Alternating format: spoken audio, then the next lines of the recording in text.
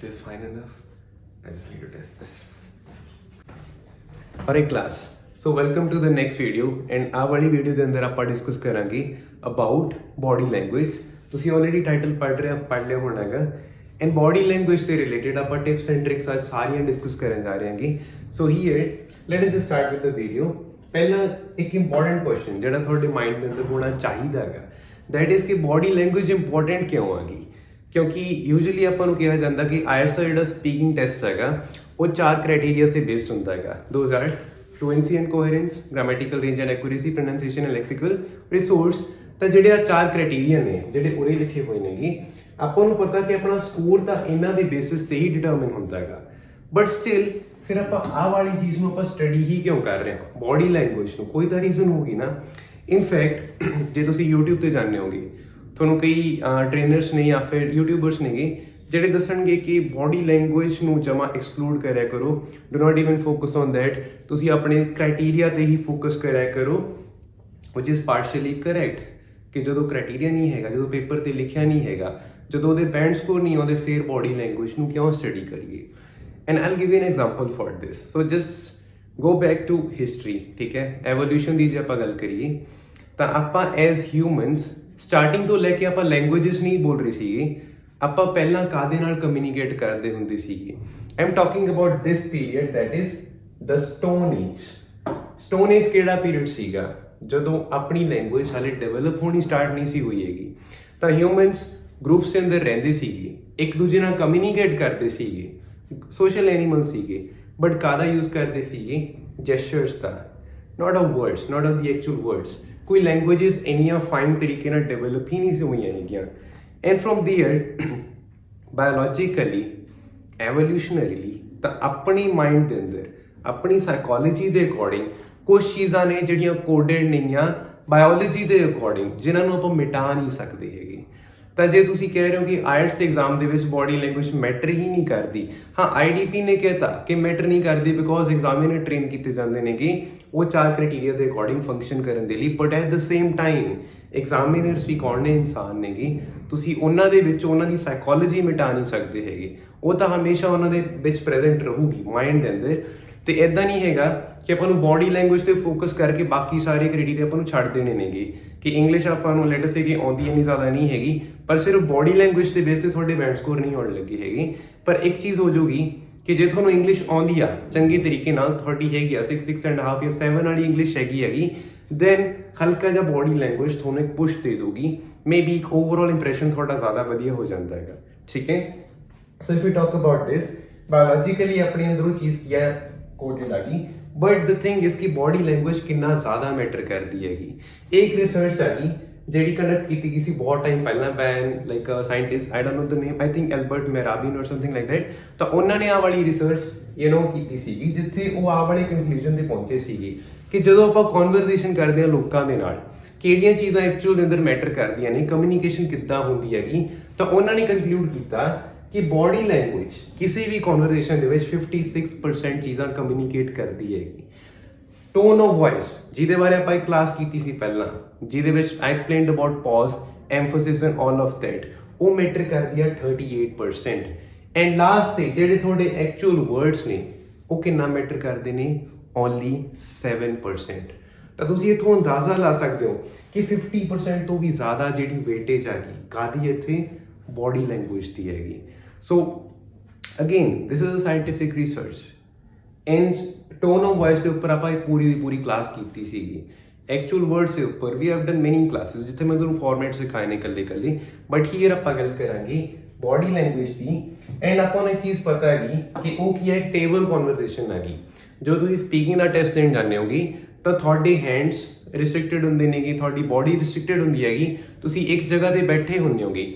ਤਾਂ ਮੈਂ ਨਹੀਂ ਕਹਿੰਦਾ ਕਿ 56% ਜਾਂ 58% ਉਹ ਚੀਜ਼ ਕੰਸਟੀਟਿਊਟ ਕਰੂ 55%, but at the same time ਜੇ 55% ਨਹੀਂ ਤਾਂ ਉਹ ਤੋਂ ਘਟਾ ਕੇ ਇੱਕ significant proportion body language definitely impact ਪਾਉਂਦੀ ਹੈ ਐਗਜ਼ਾਮੀਨਰ ਦੇ ਮਾਈਂਡ ਤੇ। ਤਾਂ ਹੁਣ ਦੋ ਤਰ੍ਹਾਂ ਦੀ ਆਪਾਂ ਨੂੰ ਪਤਾ ਕਿ ਸਪੀਕਿੰਗ ਹੁੰਦੀ ਹੈ। ਇੱਕ ਤਾਂ ਹੁੰਦੀ ਹੈ public speaking, sorry actually I have a sore throat, ਗਲਾ ਖਰਾਬ ਹੋ, ਬਟ ਸਟਿਲ ਇੱਕ ਤਾਂ ਹੁੰਦੀ ਆ ਪਬਲਿਕ ਸਪੀਕਿੰਗ। ਪਬਲਿਕ ਸਪੀਕਿੰਗ ਇਨ ਦ ਸੈਂਸ ਕਿ ਲੈਟ ਅਸ ਸੇ ਕਿ ਮੈਂ ਇੱਥੇ ਖੜਾ ਐਂਡ ਮੇਰੇ ਮੂਰੇ ਇੱਕ ਆਡੀਅנס ਹੈਗੀ, this is a virtual audience ਜਿਹੜੀ ਤੁਸੀਂ ਮੈਨੂੰ ਦੇਖ ਰਹੇ ਹੋਗੇ। Even this can be categorised into public speaking, ਜਾਂ ਫਿਰ ਦੇਰ ਇਜ਼ ਦਿਸ ਥਿੰਗ ਜੇ ਮੇਰੇ ਮੂਰੇ ਐਕਚੁਅਲ ਇੱਕ ਆਡੀਅנס ਹੁੰਦੀ, ਸਟੂਡੈਂਟ ਸੀ, ਤਾਂ ਉਹ ਕੀ ਆ ਕਿ ਉੱਥੇ ਮੇਰੀ ਜਿਹੜੀ ਬੋਡੀ ਮੂਵਮੈਂਟ ਹੈਗੀ ਉਹਨੂੰ ਮੈਂ ਜ਼ਿਆਦਾ ਯੂਜ਼ ਕਰ ਸਕਦਾ ਗਾ। ਪਰ ਇੱਕ ਹੁੰਦੀ ਹੈ ਇੱਕ ਟੇਬਲ ਕਨਵਰਸੇਸ਼ਨ, ਤੁਸੀਂ ਇੱਕ ਟੇਬਲ ਤੇ ਬੈਠੇ ਹੋਗੇ, ਹੁਣ ਇੱਥੇ ਤੁਸੀਂ ਜ਼ਿਆਦਾ ਕੁਝ ਕਰ ਨਹੀਂ ਸਕਦੇ ਹੈਗੇ। ਐਂਡ ਦ ਥਿੰਗ ਇਜ਼ ਕਿ ਜੇ ਆਪਾਂ ਗੱਲ ਕਰਨੀ ਹੁੰਦੀ ਪਬਲਿਕ ਸਪੀਕਿੰਗ ਦੀ ਬੋਡੀ ਲੈਂਗੁਏਜ ਬਾਰੇ, I could have went on for hours because I have read many books related to public speaking. ਤਾਂ ਉਹਦੇ ਅੰਦਰ ਪੂਰੀਆਂ ਮੋਟੀਆਂ ਬੁੱਕਸ ਲਿਖੀਆਂ ਹੋਈਆਂ ਨੇਗੀਆਂ ਸਿਰਫ ਬੋਡੀ ਲੈਂਗੁਏਜ ਦੇ ਉੱਪਰ, ਜੇ ਤੁਸੀਂ ਪਬਲਿਕਲੀ ਆਪਣੇ ਆਪ ਨੂੰ ਵਧੀਆ ਪ੍ਰੈਜ਼ੈਂਟ ਕਰਨਾ। ਬਟ ਨਾਓ ਦ ਪੁਆਇੰਟ ਨਹੀਂ ਕਿ ਆਇਲਟਸ ਦੇ ਅੰਦਰ ਜਿਹੜੀ ਉਹ ਟੇਬਲ ਕਨਵਰਸੇਸ਼ਨ ਹੈਗੀ, ਜਿੰਨੇ ਵੀ ਆਪਣੇ ਕੋਲ ਲਿਮਿਟਿਡ ਟੂਲਸ ਹੈਗੇ ਨੇ ਉਹਨਾਂ ਦਾ ਆਪਾਂ ਬੈਸਟ ਯੂਜ਼ ਕਿੱਦਾਂ ਕਰਨਾ। ਤਾਂ ਉਹ ਜਿੰਨੀਆਂ ਵੀ ਬੁੱਕਸ ਮੈਂ ਆਲਰੇਡੀ ਪੜ੍ਹੀਆਂ ਨੇ ਉਹਨਾਂ ਚੋਂ ਮੈਂ ਜਿਹੜੀ ਇੰਪੋਰਟੈਂਟ ਇਨਫੋਰਮੇਸ਼ਨ ਹੈਗੀ ਉਸ ਨੂੰ ਸਾਰੀ ਇਕੱਠੀ ਕਰਕੇ ਆਹ ਵਾਲੀ ਵੀਡੀਓ ਦੇ ਅੰਦਰ ਕੰਡੈਂਸ ਕਰ ਦੂੰਗਾ, ਠੀਕ ਹੈ। So basically the first point which you need to learn is ਕਿ ਦੋ ਤਰ੍ਹਾਂ ਦੀ ਬੋਡੀ ਲੈਂਗੁਏਜ ਹੁੰਦੀ ਹੈਗੀ, ਇੱਕ ਤਾਂ ਹੁੰਦੀ ਆ ਓਪਨ ਬੋਡੀ ਲੈਂਗੁਏਜ ਤੇ ਇੱਕ ਹੁੰਦੀ ਆ ਕਲੋਜ਼ ਬੋਡੀ ਲੈਂਗੁਏਜ। ਦੋਨਾਂ ਦੇ ਵਿੱਚ ਬਹੁਤ ਜ਼ਿਆਦਾ ਫਰਕ ਹੁੰਦਾ। ਓਪਨ ਬੋਡੀ ਲੈਂਗੁਏਜ ਕੀ ਹੁੰਦੀ ਹੈਗੀ ਕਿ ਲੈਟ ਅਸ ਸੇ ਤੁਸੀਂ ਬੋਲ ਰਹੇ ਹੋਗੇ, ਤੁਹਾਡੇ ਜਿਹੜੇ ਆਰਮਸ ਨੇ, ਹੈਂਡਸ ਨੇ, ਸਾਰੇ ਓਪਨ ਨੇ, this is open body language. Close body language ਹੁੰਦੀ ਹੈ ਇੱਦਾਂ ਕਿ ਜਿਵੇਂ ਆਪਣੇ ਆਰਮਸ ਨੂੰ ਕ੍ਰੋਸ ਕਰਨਾ ਇੱਦਾਂ ਕਰਕੇ, ਜਾਂ ਫਿਰ ਹੈਂਡਸ ਨੂੰ ਜਾਂ ਫਿਰ ਫੀਟ ਨੂੰ, ਲੈਗਸ ਨੂੰ ਜਿਵੇਂ ਕ੍ਰੋਸ ਕਰਨਾ, that is close body language. The point is ਕਿ ਇਹ ਕਿੱਥੇ ਕਿਵੇਂ ਇੰਪੈਕਟ ਕਰਦੀ ਆ। ਦੇਖੋ ਇੱਦਾਂ ਕਿ ਜੇ ਹੁਣ ਮੈਂ ਤੁਹਾਨੂੰ ਪੜ੍ਹਾ ਰਿਹਾ ਤਾਂ ਜੇ ਮੈਂ ਇੱਦਾਂ ਕਰਕੇ ਪੜ੍ਹਾਉਣ ਲੱਗ ਜਾ, ਇਹ ਹੀ ਹੈ ਕਲੋਜ਼ ਬੋਡੀ ਲੈਂਗੁਏਜ। ਤਾਂ ਇਹ ਕੀ ਹੁੰਦਾ ਨਾ, ਇਹ ਡਿਫੈਂਸਿਵ ਪੋਜ਼ ਹੁੰਦਾ ਹੈਗਾ ਕਿ ਮੈਂ ਡਿਫੈਂਡ ਕਰ ਰਿਹਾ ਦੂਸਰੇ ਬੰਦੇ ਤੋਂ ਖੁਦ ਨੂੰ। But on the other side ਜੇ ਮੈਂ ਇੱਕ ਓਪਨ ਬੋਡੀ ਲੈਂਗੁਏਜ ਰੱਖ ਦਾਂਗਾ, ਇਹਦਾ ਮਤਲਬ ਕੀ ਹੈਗਾ ਕਿ ਮੇਰੀ ਬੋਡੀ ਨੈਚੁਰਲੀ ਓਪਨ ਹੈਗੀ, ਕਿ ਮੈਂ ਮੇਰੇ ਅੰਦਰੋਂ ਫੀਅਰ ਨਹੀਂ ਹੈਗਾ ਦੂਸਰੇ ਬੰਦੇ ਨੂੰ ਫੇਸ ਕਰਨ ਦਾ। ਤਾਂ ਇੱਕ ਚੀਜ਼ ਆਬਜ਼ਰਵ ਕਰੋਗੇ ਕਿ ਜਿੰਨੇ ਵੀ ਪਬਲਿਕ ਸਪੀਕਰਸ ਨੇਗੇ, ਕਦੇ ਵੀ ਜਦੋਂ ਸਪੀਚ ਦਿੰਦੇ ਨੇ ਉਹ ਇੱਦਾਂ ਕਰਕੇ ਨਹੀਂ ਬੋਲਦੇ ਹੁੰਦੇ ਹੈਗੇ, they never close their body, they always keep it open. ਤਾਂ ਆਪਾਂ ਨੂੰ ਕੀ ਕਰਨਾ, ਐਗਜ਼ਾਮ ਦੇ ਅੰਦਰ while you sit let us say on a chair, ਉੱਥੇ ਤੁਹਾਨੂੰ ਪਹਿਲਾਂ ਦਾ ਕਲੋਜ਼ ਬੋਡੀ ਲੈਂਗੁਏਜ ਨਹੀਂ ਰੱਖਣੀ ਹੈਗੀ, ਆਪਣੇ ਫੀਟ ਨੂੰ, ਲੈਗਸ ਨੂੰ ਤੁਸੀਂ ਕ੍ਰੋਸ ਨਹੀਂ ਕਰਨਾ ਹੈਗਾ, ਠੀਕ ਹੈ। Very basic concept but important ਆ, ਮਾਈਂਡ ਤੇ ਇਹ ਚੀਜ਼ ਇੰਪੈਕਟ ਪਾਉਂਦੀ ਹੈ, ਠੀਕ ਹੈ। Now if you move on to the next one ਕਿ ਕਿਹੜੀਆਂ ਐਗਜ਼ੈਕਟਲੀ ਚੀਜ਼ਾਂ ਨੇ ਜਿਹੜੀਆਂ ਆਪਾਂ ਕਰ ਸਕਦੇ ਹਾਂ ਇੰਪਰੂਵ ਕਰਨ ਦੇ ਲਈ। And now the thing is ਇਹਨਾਂ ਚੋਂ ਕੁਝ ਟਿਪਸ ਹੋਣਗੀਆਂ ਜਿਹੜੀਆਂ ਤੁਹਾਨੂੰ ਲੱਗਣਗੀਆਂ ਕਿ ਯਾਰ ਇਹ ਤਾਂ ਬਹੁਤ ਛੋਟੀ ਜਿਹੀ ਚੀਜ਼ ਆ ਗਈ, ਇਹਦੇ ਨਾਲ ਕੀ ਇੰਪੈਕਟ ਪੈ ਜਾਊ। But I will give examples ਕਿ ਉਹ ਚੀਜ਼ ਕਿੱਦਾਂ ਇੰਪੈਕਟ ਐਕਚੁਅਲ ਦੇ ਅੰਦਰ ਪਾਉਂਦੀ ਹੈ, ਠੀਕ ਹੈ। So the first thing that is hands. And ਉਹ ਚੀਜ਼ਾਂ ਕੀ ਹੁੰਦੀਆਂ ਨੇ, let us just take one example which is coming in my mind right now. ਤਾਂ ਜੇ ਮੈਂ ਦੋ ਪਰਸਨਸ ਦਾ ਨਾਮ ਬੋਲਣਾ, one is Elon Musk and the other one is Mark Zuckerberg. ਤਾਂ ਐਲਨ ਮਸਕ ਫਾਊਂਡਰ ਨੇਗੇ ਟੈਸਲਾ ਦੇ, and right now he also owns Twitter. On the other side, Mark Zuckerberg is the founder of Facebook. And ਜੇ ਤੁਸੀਂ ਦੋਨਾਂ ਨੂੰ compare ਕਰੋ, ਹੁਣ ਇਹ ਐਕਸਪੈਰੀਮੈਂਟ ਮੈਂ ਕਲਾਸਿਸ ਦੇ ਅੰਦਰ ਬਹੁਤ ਵਾਰ ਕਰਕੇ ਦੇਖਿਆਗਾ, ਆਈ ਐਮ ਸ਼ੋਰ ਕਿ ਉਰੇ ਵੀ ਵਰਕ ਕਰੂਗਾ। ਲੈਟ ਅਸ ਸੇ ਤੁਹਾਡਾ ਇੱਕ ਓਵਰਆਲ ਇੰਪ੍ਰੈਸ਼ਨ ਇਨ ਦ ਸੈਂਸ ਕਿ ਤੁਸੀਂ ਉਹ ਬੰਦੇ ਨੂੰ ਜਾਣਦੇ ਤਾਂ ਨਹੀਂ ਹੈਗੇ, ਪਰਸਨਲੀ ਨਹੀਂ ਜਾਣਦੇ ਹੈਗੇ, but at the same time ਸ਼ਾਇਦ ਤੁਹਾਨੂੰ ਨੌਲੇਜ ਵੀ ਹਲਕੀ ਫੁਲਕੀ ਦੋਨਾਂ ਬਾਰੇ ਥੋੜੀ ਬਹੁਤ ਹੈਗੀ। ਤੁਹਾਡਾ ਓਵਰਆਲ ਇੰਪ੍ਰੈਸ਼ਨ ਕਿਹਦਾ ਬੈਟਰ ਪਿਆ ਹੈਗਾ ਤੁਹਾਡੇ ਮਾਈਂਡ ਤੇ, ਐਲਨ ਮਸਕ ਦਾ ਜਾਂ ਫਿਰ ਮਾਰਕ ਜ਼ਕਰਬਰਗ ਦਾ। ਤਾਂ ਯੂਜੂਅਲੀ ਜਦੋਂ ਵੀ ਐਕਸਪੈਰੀਮੈਂਟ ਜਾਂ ਸਰਵੇ ਕਲਾਸ ਅੰਦਰ ਕੰਡਕਟ ਹੁੰਦੇ ਨੇ ਥਰੂ ਮੀ, ਤਾਂ ਮੈਂ ਇੱਕ ਚੀਜ਼ ਨੋਟਿਸ ਕਰਦਾ ਕਿ ਜ਼ਿਆਦਾਤਰ students they would always go with Elon Musk. ਹੁਣ ਇਹਦੇ ਬਹੁਤ ਜ਼ਿਆਦਾ ਰੀਜ਼ਨ ਹੋ ਸਕਦੇ ਨੇਗੇ, but at the same time ਇਹਨਾਂ ਚੋਂ ਇੱਕ ਰੀਜ਼ਨ ਕਿਤੇ ਨਾ ਕਿਤੇ that is of body language. I tell you why. ਕੋਈ ਵੀ ਇੰਟਰਵਿਊ ਦੇਖ ਲਓ ਐਲਨ ਮਸਕ ਦਾ and compare it with the interviews of Mark Zuckerberg, ਤੁਹਾਨੂੰ ਇੱਕ ਮੈਸਿਵ ਡਿਫਰੈਂਸ ਨੋਟਿਸ ਹੋ ਦੋਨਾਂ ਦੀ ਬੋਡੀ ਲੈਂਗੁਏਜ ਦੇ ਅੰਦਰ ਕਿ ਜਦੋਂ ਐਲਨ ਮਸਕ ਬੋਲਦੇ ਨੇ how does he like compose himself, ਤਾਂ ਉਹ ਆਪਣੀ ਬੋਡੀ ਨੂੰ ਕਿੱਦਾਂ ਹੈਂਡਲ ਕਰਦੇ ਨੇ। ਫੋਰ ਐਗਜ਼ਾਮਪਲ ਜੋ ਸਪੀਚ ਦੇ ਰਹੇ ਨੇਗੇ, ਤਾਂ ਲੈਟ ਅਸ ਸੇ ਕਿ ਉਹਨਾਂ ਦੇ ਦ ਹੈਂਡਸ ਮੂਵ ਕਰ ਰਹੇ ਨੇ, ਤੁਹਾਨੂੰ ਉਹਨਾਂ ਦਾ ਜਿਹੜਾ ਪਾਮ ਹੁੰਦਾ, ਦਿਸ ਏਰੀਆ ਆਫ ਯੂਰ ਹੈਂਡ, ਉਹ ਵਿਜ਼ੀਬਲ ਹੁੰਦਾ ਹੈਗਾ। On the other side mark Zuckerberg usually ਜਦੋਂ ਗੱਲ ਕਰਨਗੇ ਤਾਂ ਉਹ ਹੈਂਡ ਨੂੰ ਇੱਦਾਂ ਰੱਖਣਗੇ ਕਿ ਉਹਨਾਂ ਦਾ ਪਾਮ ਤੁਹਾਨੂੰ ਵਿਜ਼ੀਬਲ ਨਹੀਂ ਹੈਗਾ, ਤਾਂ ਉਹ ਗੱਲ ਕਰ ਰਹੇ ਨੇ ਇੱਦਾਂ। ਐਂਡ ਦਿਸ ਥਿੰਗ, ਛੋਟੀ ਜਿਹੀ ਚੀਜ਼ ਆ ਗਈ, ਤੁਹਾਡਾ ਪਾਮ ਵਿਜ਼ੀਬਲ ਹੋਣਾ ਹੈ ਨਹੀਂ, ਸਿਰਫ ਇੰਨੀ ਛੋਟੀ ਚੀਜ਼ ਆਏਗੀ, ਤਾਂ ਉਹਦੇ ਨਾਲ ਵੀ ਕੀ ਹੁੰਦਾ ਨਾ, ਤੁਹਾਡਾ ਮਾਈਂਡ ਸਬਕੌਂਸ਼ੀਅਸਲੀ ਚੀਜ਼ਾਂ ਨੂੰ ਨੋਟਿਸ ਕਰ ਰਿਹਾ ਹੈਗਾ। ਈਵਨ ਦੋ ਆਹ ਚੀਜ਼ ਤੁਹਾਨੂੰ ਕੌਂਸ਼ੀਅਸਲੀ ਨਹੀਂ ਪਤਾ ਹੈਗੀ ਕਿ ਜੇ ਬੰਦੇ ਦਾ ਪਾਮ ਵਿਜ਼ੀਬਲ ਆ, ਇਹਦਾ ਮਤਲਬ that is open body language, this is defensive, ਹਮੇਸ਼ਾ ਇੱਦਾਂ ਰੱਖਣਾ ਹੱਥਾਂ ਨੂੰ। ਤਾਂ ਇਹ ਚੀਜ਼ਾਂ ਤੁਹਾਨੂੰ ਕੌਂਸ਼ੀਅਸਲੀ ਨਹੀਂ ਪਤਾ ਹੈਗੀਆਂ, ਬਟ ਤੁਹਾਡੇ ਮਾਈਂਡ ਨੂੰ ਇਹ ਚੀਜ਼ਾਂ ਚੰਗੀ ਤਰ੍ਹਾਂ ਪਤਾ ਨੇ। ਤੇ ਜਿਹੜੇ ਲੋਕ ਆਲਰੇਡੀ ਗਲੋਬਲ ਲੈਵਲ ਤੇ ਆਪਰੇਟ ਕਰ ਰਹੇ ਨੇ, ਚਾਹੇ ਉਹ ਪੋਲੀਟੀਸ਼ੀਅਨਸ ਨੇ, ਚਾਹੇ ਐਂਟਰਪ੍ਰੀਨਿਓਰਸ ਨੇ, ਚਾਹੇ ਉਹ ਵੱਡੇ ਬਿਜ਼ਨਸਮੈਨ ਨੇ, ਹੂਐਵਰ ਦੇ ਆਰ, ਚਾਹੇ ਉਹ ਸੈਲੀਬ੍ਰਿਟੀਜ਼ ਨੇਗੇ, ਜਿਹੜੇ ਲੋਕ ਗਲੋਬਲ ਲੈਵਲ ਤੇ ਆਪਰੇਟ ਕਰ ਰਹੇ ਨੇ, ਉਹਨਾਂ ਨੂੰ ਵੀ ਇਹ ਚੀਜ਼ਾਂ ਚੰਗੀ ਤਰ੍ਹਾਂ ਪਤਾ ਨੇ। ਬਿਕੋਜ਼ ਤੁਸੀਂ ਕਿਸੇ ਦਾ ਵੀ ਇੰਟਰਵਿਊ ਚੱਕ ਕੇ ਦੇਖ ਲਓ, ਸਾਰਿਆਂ ਦੀ ਬੋਡੀ ਲੈਂਗੁਏਜ ਇੰਨੀ ਪਰਫੈਕਟ ਕਿਉਂ ਹੁੰਦੀ ਹੈਗੀ? ਮੰਨ ਲਓ ਉਹਨਾਂ ਨੇ ਸਿੱਖੀ ਆ, ਉਹਨਾਂ ਨੇ ਇਹ ਚੀਜ਼ ਸਟੱਡੀ ਕੀਤੀ ਆ, ਕਿਉਂ ਕੀਤੀ ਆ? ਬਿਕੋਜ਼ ਉਹਨਾਂ ਨੂੰ ਪਤਾ ਕਿ ਛੋਟੀਆਂ ਚੀਜ਼ਾਂ ਲਾਈਕ ਬੋਡੀ ਲੈਂਗੁਏਜ ਇੱਕ ਪੂਰੇ ਆਡੀਅנס ਦੇ ਮਾਈਂਡ ਤੇ ਉਹਨਾਂ ਦਾ ਇੰਪ੍ਰੈਸ਼ਨ ਕਿੱਦਾਂ ਸੈੱਟ ਕਰ ਦਿੰਦੀਆਂ ਨੇਗੀਆਂ। If you talk about any political figure, they know how to master it, like they know how to use body language to the best of their advantage, ठीक है? alright, so hands basically ਆਪਾਂ ਪਹਿਲਾਂ ਤਾਂ hands ਆਪਾਂ place ਕਿੱਥੇ ਕਰਨੇ ਨੇਗੇ? ਇਹ ਆਪਸ਼ਨਸ, ਇੱਕ ਤਾਂ ਹੈਗਾਗਾ ਕਿ ਆ ਇੱਕ ਟੇਬਲ ਲਗਾ, ਲੈਟ ਜਸਟ ਸੇ ਦੈਟ ਤੁਸੀਂ ਆਪਣੇ ਹੈਂਡਸ ਨੂੰ ਨੀਚੇ ਰੱਖ ਰਹੇ ਹੋ ਔਨ ਯੋਰ ਲੈਪ, ਠੀਕ ਹੈ? ਤਾਂ ਤੁਹਾਡੇ ਹੈਂਡਸ ਐਗਜ਼ਾਮੀਨਰ ਨੂੰ ਵਿਜ਼ੀਬਲ ਨਹੀਂ ਹੈਗੇ, that is one way that obviously you can use, and ਉਹ ਇੱਕ ਸੇਫ ਤਰੀਕਾ ਹੁੰਦਾ, ਇੱਕ ਫਾਰਮਲ ਤਰੀਕਾ ਹੁੰਦਾ, ਇੱਕ ਰਿਸਪੈਕਟਫੁਲ ਤਰੀਕਾ ਹੁੰਦਾ ਕਿ ਹੈਂਡਸ ਨੂੰ ਨੀਚੇ ਰੱਖਿਆ and that's it, you just go with your sentences ਜਾਂ ਜਿਹੜੇ ਵਰਡ ਤੁਸੀਂ ਐਕਚੁਅਲੀ ਅੰਦਰ ਬੋਲ ਰਹੇ ਹੋਗੇ। ਬਟ ਇੱਕ ਸੈਕਿੰਡ ਤਰੀਕਾ ਕੀ ਹੋ ਸਕਦਾ ਕਿ ਹੈਂਡ ਆਪਾਂ ਟੇਬਲ ਦੇ ਉੱਪਰ ਰੱਖ ਲਈ, ਆਪਣੇ ਹੈਂਡਸ ਐਗਜ਼ਾਮੀਨਰ ਨੂੰ ਵਿਜ਼ੀਬਲ ਨਹੀਂ। ਤਾਂ ਹੁਣ ਜਿਹੜਾ ਪਹਿਲਾ ਤਰੀਕਾ ਹੈ which is to keep your hands on the lap, that is totally acceptable, ਉਹਦੇ ਅੰਦਰ ਕੁਝ ਵੀ ਗਲਤ ਨਹੀਂ ਹੈਗਾ। ਤੇ ਜਿਹੜਾ ਦੂਸਰਾ ਤਰੀਕਾ ਹੈਗਾ ਹੈਂਡਸ ਨੂੰ ਟੇਬਲ ਦੇ ਉੱਪਰ ਰੱਖਣਾ, ਉੱਤੇ ਕਈ ਚੀਜ਼ਾਂ ਨੇ ਜਿਹੜੀਆਂ ਆਪਾਂ ਨੂੰ ਮਾਈਂਡ ਦੇ ਅੰਦਰ ਰੱਖਣੀਆਂ ਪੈਂਦੀਆਂ ਨੇ, ਕਈ ਚੀਜ਼ਾਂ ਨੇ ਜਿਹੜੀਆਂ ਆਪਾਂ ਉੱਪਰ ਰੱਖ ਕੇ ਹੈਂਡਸ ਨੂੰ ਜ਼ਿਆਦਾ ਐਕਸਪਲੋਇਟ ਕਰ ਸਕਦੇ ਹਾਂ, ਆਪਾਂ ਆਪਣੇ ਐਡਵਾਂਟੇਜ ਦੇ ਅੰਦਰ ਉਹਨਾਂ ਨੂੰ ਪਲੇ ਕਰਵਾ ਸਕਦੇ ਹਾਂਗੇ। ਉਹ ਕਿਹੜੀਆਂ ਚੀਜ਼ਾਂ ਨੇਗੀਆਂ? Let us just look at it. ਜੇ ਤੁਹਾਡੇ ਹੈਂਡਸ ਟੇਬਲ ਦੇ ਉੱਪਰ ਨੇਗੇ, the first one is that is gestures. ਹੁਣ ਇਹ ਯੂਜੂਅਲੀ ਕਨਫਿਊਜ਼ਨ ਹੁੰਦੀ ਹੈਗੀ ਕਿ ਹੈਂਡ ਮੂਵਮੈਂਟਸ ਕਰਨੀਆਂ ਨੇ ਜਾਂ ਨਹੀਂ ਕਰਨੀਆਂ। ਕਈ ਟੀਚਰ ਕਹਿੰਦੇ ਨੇ ਕਰ ਲਿਆ ਕਰੋ, ਕਈ ਕਹਿੰਦੇ ਨੇ ਕਿ ਨਾ ਕਰਿਆ ਕਰੋ, ਬਿਲਕੁਲ ਵੀ ਨਾ ਕਰਿਆ ਕਰੋ। ਸੀ the actual answer ਜਿਹੜਾ ਇੱਕ justified answer ਹੋਊਗਾ that could have been something like ਕਿ ਜੇ ਤੁਸੀਂ hand movements ਕਰ ਰਹੇ ਹੋ, it is okay, IDP ਨੂੰ prohibit ਨਹੀਂ ਕਰ ਰਿਹਾ ਹੈਗਾ ਕਿ ਤੁਸੀਂ hand movements ਕਰੋ, because ਤੁਹਾਡਾ speaking ਦਾ ਟੈਸਟ ਹੈਗਾ, ਠੀਕ ਹੈ?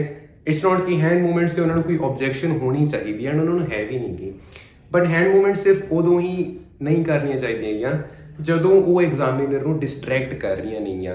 ਲੈਟ ਅਸ ਸੇ ਕਿ ਮੈਂ ਬੋਲ ਰਿਹਾ, ਮੈਂ ਇੱਦਾਂ ਕਰਕੇ ਬੋਲੀ ਜਾ ਰਿਹਾ, ਤੁਹਾਡਾ ਜਿਹੜਾ ਫੋਕਸ ਆ ਸਾਰਾ ਹੈਂਡਸ ਦੇ ਉੱਪਰ ਜਾ ਰਿਹਾ ਹੈਗਾ, ਜਿਹੜੇ ਮੇਰੇ ਐਕਚੁਅਲ ਵਰਡਸ ਨੇ ਉੱਥੇ ਉਹ ਡਿਸਟਰੈਕਟ ਹੋ ਰਹੇ ਨੇ ਐਗਜ਼ਾਮੀਨਰ, ਤਾਂ ਉੱਥੇ ਹੈਂਡ ਮੂਵਮੈਂਟਸ ਆਪਾਂ ਨੂੰ ਨਹੀਂ ਕਰਨੀਆਂ ਹੈਗੀਆਂ। ਇਨ ਅ ਵੇ ਕਿ ਤੁਸੀਂ ਲਿਮਿਟਿਡ ਤਰੀਕੇ ਦੇ ਨਾਲ ਤੁਸੀਂ ਹੈਂਡ ਮੂਵਮੈਂਟਸ ਕਰ ਸਕਦੇ ਹੋਗੇ। And the next one that is positioning of your hands, ਕਿ ਹੈਂਡਸ ਨੂੰ ਪੋਜੀਸ਼ਨ ਕਿੱਦਾਂ ਕਰਨਾ। Again, as I said, कि छोटी चीज़ां मैटर करदियां ने। You can observe political figures. If you go back to history, let us say कि हिटलर दी कोई भी स्पीच ਨੂੰ ਜਾਂ ਫਿਰ ਕੋਈ ਵੀ ਪਿਕਚਰ ਨੂੰ ਤੁਸੀਂ observe ਕਰਕੇ ਦੇਖਿਓ, ਹਿਟਲਰ ਨੇ ਜਦੋਂ ਵੀ ਸਪੀਚ ਦਿੱਤੀ ਹੈਗੀ ਤਾਂ ਹਮੇਸ਼ਾ ਜਦੋਂ ਸਪੀਚ ਦੇ ਰਿਹਾ ਸੀ, ਜੇ ਉਹਦੀ ਹੈਂਡ ਮੂਵਮੈਂਟ ਹੋ ਰਹੀ ਹੈਗੀ, ਉਹ ਆਪਣੇ ਹੱਥ ਨੂੰ ਹਮੇਸ਼ਾ ਇਦਾਂ ਰੱਖਦਾ ਹੁੰਦਾ ਸੀਗਾ, like this. And this is something ਜਿਹੜੀ ਆਪਾਂ ਨੂੰ ਨੋਟ ਕਰਨੀ ਆ, because this is not something ਜਿਹੜੀ ਅਨਇੰਟੈਂਸ਼ਨਲੀ ਹੋ ਰਹੀ ਹੈਗੀ, ਇਹ ਚੀਜ਼ ਜਾਣ ਕੇ ਹੋ ਰਹੀ ਆ।